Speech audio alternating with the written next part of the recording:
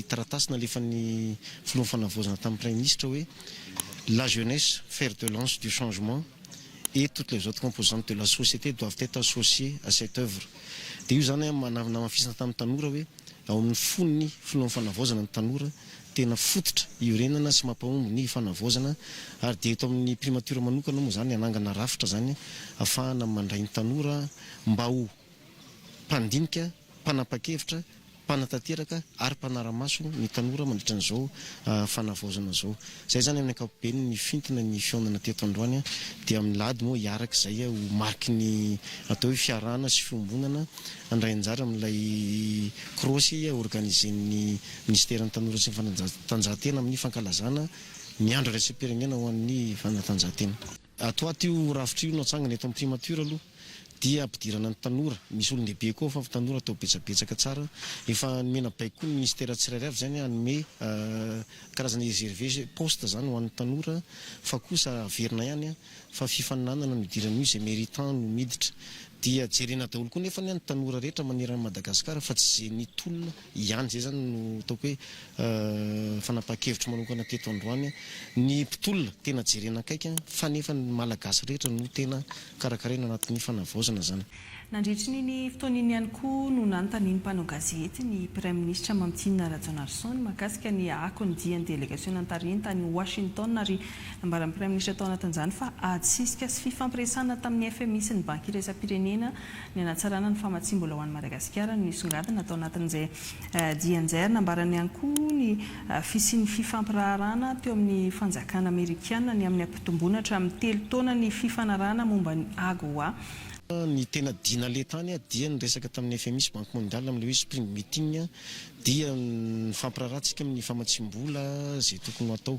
Ankoatran'izay dia niraisin'ny Amerikana tsika satria tsika dia nangataka ny anitarana ny AGOA. Tsika mahalala fa ny AGOA dia eo amin'ny 2 hetsy eo ny asa zany azotsika eto Madagasikara amin'ny alalan'io AGOA io reny entreprise franche reny. Dia ny AGOA teo fantatritsika fa nitapahana. Dia naverin'ny Amerikana ny sitraka ny AGOA Madagasikara tamin'ny volana février teo ary nataony miatra nanomboka tamin'ny volana oktobra tamin'ny taona lasa ny zavatra io ary tapitra amin'ny faran'ity taona dia 9 ity. Ny olana zany zao raha tapitra io ka tsy mitohy dia ho rava daholo indray ireo asa 2 hetsy mahery ireo nefa tsika mbola ampitombo an'ireo. Dia niresana tamin'ny Amerikana zany hoe ahoana no mbola hanitarana an'io ary mba tsy atao herintaona le fanohizana an'le izy fa mba tonga dia 3 taona na 4 taona mba zavatra mahatra zany ho an'teo karentsika. Zay no resaka natao tamin'ny Amerikana. Dia ny Amerikana moa nanontany momba ny varamada hoe ahoana ny varamada sy ny sisa dia tsika tsy nisy resaka natao firy fa dia niteny fotsiny hoe mbola mifampiresaka foana aloha satria mbola misy olana mila vahana zany tsy mampandeha an'io tsy hafahana manokatra an'io mbola misy fampirarahana amin'ny olona zay mbola manohitra an'io tetika asa io indrindra ny fiarahamonina toerana efa nisy olona maty ny famono tany dia zay no nazavaina ny Amerikana hoe tena mbola mandeha ny fifampiresahana ary vonona Madagasikara ndray ny délégation zareo fa tsy nisy engagement natao tsy nisy trony natao arak'le vaovaon'ny voaka reny zany tsisy fifanarahana natao tany États-Unis momba ny varamada. Za miteny fa ijaly elisana any amin'ny faritra raha ho lasa eta fédéral io lazay fa fampidina foko fotsiny indray ty cause ty. Ampiasao aloha ny Saint-Doivre rehefa andefa vola makaty amin'ny Madagasikara nareo avy andafy dia ampiasao ny code promotion malagasy azona 10 € io rehefa mandefa vola voalohany. Ady vomanga ny krija volty ary mpianakavy samy malagasy isika dia afaka mifanitsy, afaka mifampiteny ka hoy aho hoe ny problème ny lisany avy any amin'ny faritra efa hatramin'izay dia lisany tsy afaka mandinika, mora aroboka. Tairan'ny olona mifoha kely fotsiny lisany domin'ny olona mody hoe fa tsika avaty ve zany tsy olombelona maninona rehefa Antananarivo dia ohatran'izao sy ohatran'izao dia tsy afaka mandinika tsony. Raha eta fédéral zany raha tena samy zain'izay tsika ka afaka samy mandinika ka mahalala sy mahafantatra fa mahasoa antsika ny eta fédéral dia za koa mba zain'izay dia za koa malagasy andao takina ny eta fédéral fa fantatra lisany tsara ve hoe inona ny arinaka ao anatin'io eta fédéral io, andao fantarina hoe inona ny atao hoe eta fédéral. Voalohany ny atao hoe eta fédéral aloha dia misy ohatran'ny hoe pays kely be da be zany ao anatin'ilay firenena anankiray. Ohatra raisitsika ohatra raha atao hoe province ilay izy Tamatavy dia firenena anankiray, Toliara firenena anankiray, ainsi de suite. Ny dikan'izany maleo tena tanteraka i Tamatavy. Fa représenté kosa nefa i Tamatavy, zany hoe misy mpisolo tena, misy chef d'entité, misy ohatrany hoe filoham-pirenena kely ao Tamatavy, maneho an'ny Tamatavy hifandraisany amin'ny Madagasikara ray manontolo. Azo tsara ve aloha hatreto? Manana mpitandro ny filaminana ny ao Tamatavy, manana ny lalàny ny ao Tamatavy, manana izay rehetrarehetra mampa-autonome anazy ny ao Tamatavy. Fa saingy aza adino nefany fa eto Madagasikara dia misy filoham-pirenena anankiray ihany. Ary io no mametraka ohatra hoe politika resaka vola, ny politika resaka ohatra hoe souveraineté en général. Ozy izy nareo hoe inona ny ratsy amin'izany? Ka le izy tsy ratsy, ny État fédéral tompoko dia tsy ratsy, fa ny fanontaniana mipetraka dia hoe manao ahoana ny crédibilité an'ny olona hametraka an'izay État fédéral izay eto Madagasikara ho tonga any amin'izay tanjona tena izy izay ve ny zava-misy. Raha ohatra hoe tena hoe mitakitsika hoe ataovy État fédéral, dia raha nitakitsika zao teo hoe ovay ny rafitra tamin'ny tolona, dia ahoana ozy izy ny olona le nitondra teo avy eo? Dia nareo hoe mieritreritra fa raha mitakinareo hoe ataovy État fédéral io dia tsy zavatra mampiomehy be ny ivoaka eo. Ny tena olona na be voalohany indrindra amin'ny resaka fametrahana an'io État fédéral io dia na resaka fotoana. Ianareo rehetrarehetra any amin'ny faritra ankoatra ny eto Antananarivo dia taraiky be nareo amin'ny resaka fampianarana, teknôlôjia, infrastructure. Ohatra hoe any amin'ny faritra zao mitsaly be nareo resaka connexion zany, tsisy fibre any, mitsaly be resaka fibre any.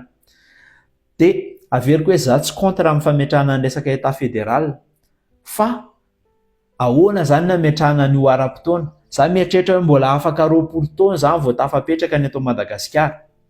Dia ahoana ary? Anao maleo tena raha ohatra ny any Majunga, dia anao lalàna ho an'ny zareo manokana, ho an'ny firenen'ny Majunga manokana izy. Mpanao lalàna Majunga nefa tsy ampy. Ohatra hoe vitsikely ny olona afaka nianatra lalàna tao Majunga, ohatra zany fa tsy miteny hoe vitsikely ny ao Majunga.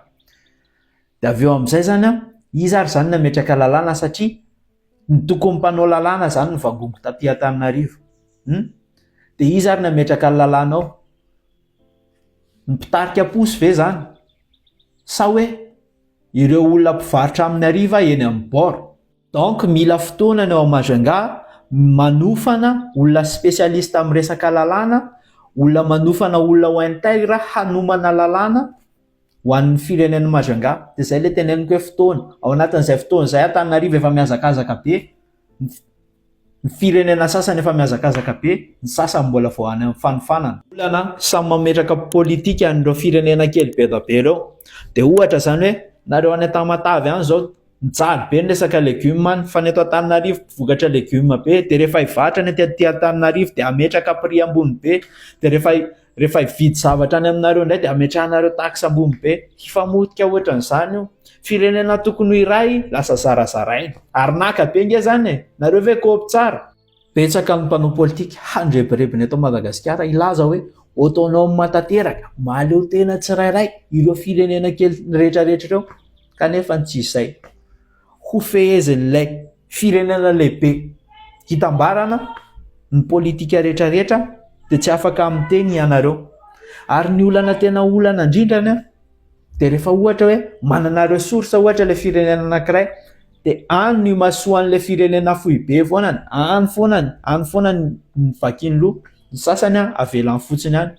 Rehefa ireklame amin'izay ilay firenena kely sasany hoe fa maninona izay no tsy vakianareo loha, dia hozy izy hoe kanareo nge autonome, maleo tena nge nareo inona ny takianareo anay. Zany hoe rehefa tsy mandeha ny raharaham-pirenena amin'ilay firenena kely anankiray, dia rehefa mitaky amin'izay izy ny zony dia ahilika hoe fangamonareo tsy maleo tena, inona ny ilavanareo anay aty? Izay tsy manana ressource miintéressen'ny fanjakana fohibe, zany hoe malina amin'ny fanjakana fohibe, izay tsy manana ressource ohatra hoe nany ambady vy reny zao manana, dia ho rarahin'ilay fanjakana fohibe. Nle resaka varamata miverina exploitena moa ilay izy amin'izao. Tongava saina ary vahoaka malagasy inona ny zava-misy eto Madagasikara. Fa raha ohatra hoe zany hoe lasa hoe raha hoe État fédéral zany dia ny any amin'ny varamata ihany no tena, ny firenena any amin'ny varamata ihany no tena rarahin'ny fanjakana fohibe. satria ao misy intérêt ngeda be, ao vola tonga dia amina miliara. Ny ankoatran'izay resaka voatabia sy tongolo ve ohatra inandrara inan'izany fa maty ao io faritra raha io. Ka mieritreretra ianareo izay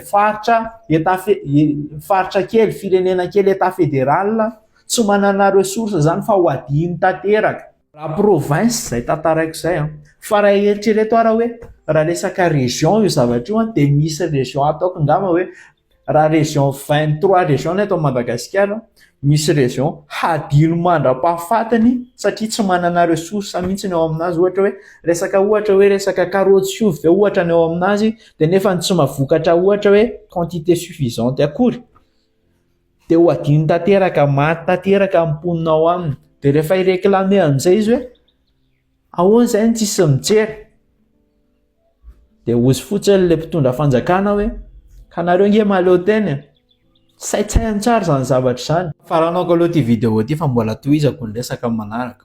Raha metraka an'io zavatra io ve tsika, hafirina no fotoana metrahana anazy, minimum ozy izy mila 20 taona mametraka an'izany zavatra izany. Ka sao dia taitairan'ny olona fotsiny tsika, sao dia politika ampisaraham-bazana antsika fotsiny mampatonga ny olona misiditsitona hoe ataovy état fédéral io, fa saintsaino ihany aloha, fa maika be ny sasany ary ny sasany tonga dia misintona ho any amin'ny adi-poko satria tonga dia miteny hoe ireo merinareo. Za zao teo tsy mentionné foko mihitsy na anankiray ary, kanefa misy influenceur eto Madagasikara, isaky mihetsika izy dia mentionné hoe ireo merina sasatsasany ireo, ireo zao reo. Tsy haiko hoe inona tsy foko ve zany, tsy adi-poko ve zany sa inona, ka saintsaina fa ho zarana ampitehany ty Madagasikara ty, hahafahan'ny olona mitrandraka ny harem-pirenena. Saintsaino vahoaka malagasy, fa ny ao amin'ny Varamata zao efa miverina exploitena indray, nefa tadidiko tsara hoe be da be ny olona maty filahina noho ny fitrandrahana an'io zavatra io, be da be ny olona sanjoro manohatra ny ao amin'ny resaka Varamata, resaka base toliary zany Varamata zany sao dia misy tsikopy. Dia avy eo aty aoriana lasa autorisé le izy satria hoe fitondrana fanavao zany ity zavatra ity, dia avelanao an'izay tiany izy. Ka tongava saina ary vahoaka malagasy mba mailomailo, tsika avy eo atao hohanina fotsiny eto Madagasikara eto foana, nday le retsy.